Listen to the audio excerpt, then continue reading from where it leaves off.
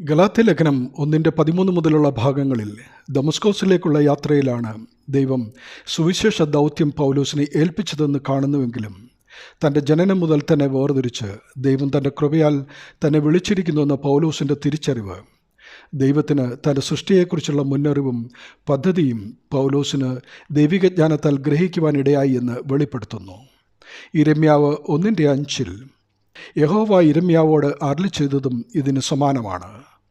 നിന്നെ ഉദരത്തിൽ ഉരുവാക്കുന്നതിന് മുമ്പേ ഞാൻ നിന്നെ അറിഞ്ഞു. നീ ഗർഭപാത്രത്തിൽ നിന്നും പുറത്തു വന്നതിന് മുമ്പേ ഞാൻ നിന്നെ വിശുദ്ധീകരിച്ചു. ജാതികൾക്ക് പ്രവാചകനായി നിയമിച്ചിരിക്കുന്നു. വിളിച്ചവൻ വിശ്വസ്തനാണ്, അവൻ നയിച്ചുകൊള്ളൂ എന്ന ബോധ്യം നമ്മെയും ഭരിക്കട്ടെ.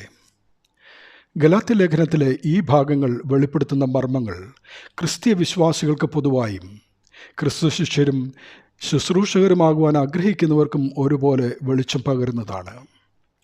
മാമോദിസ അഥവാ സ്നാനത്തിലൂടെ ക്രിസ്തുവിനായി നാം വേർതിരിക്കപ്പെട്ടവർ ആണ്. അതായത് ജനനം മുതൽ തന്നെ ശിഷ്യരും ശുശ്രൂഷകരുമാകുവാൻ തിരഞ്ഞെടുക്കപ്പെട്ടവർ ആണ് എന്നർത്ഥം. പടചേർത്തവനെ പ്രസാദിപ്പിക്കേണ്ടതിന് യാതൊരു പടയാളിയും ജീവനകാര്യങ്ങളിൽ ഇടപെടാതിരിക്കുന്നുവെന്ന് 2 തീമോഥെയോസ് 2:4 വെളിപ്പെടുത്തുമ്പോൾ, അതുപോലെ 2 ശമൂവേൽ 11:11 ഊരിയാവ് മേൽപ്പറഞ്ഞ വചനം അന്വർത്ഥമാക്കിയിരുന്നു. അതുപോലെ ദൈവവിളിക്ക് അനുയോജ്യമായ ജീവിതചര്യയാവണം നാമും അനുദിനം പുലർത്തേണ്ടതെന്ന് ഓർക്കുക.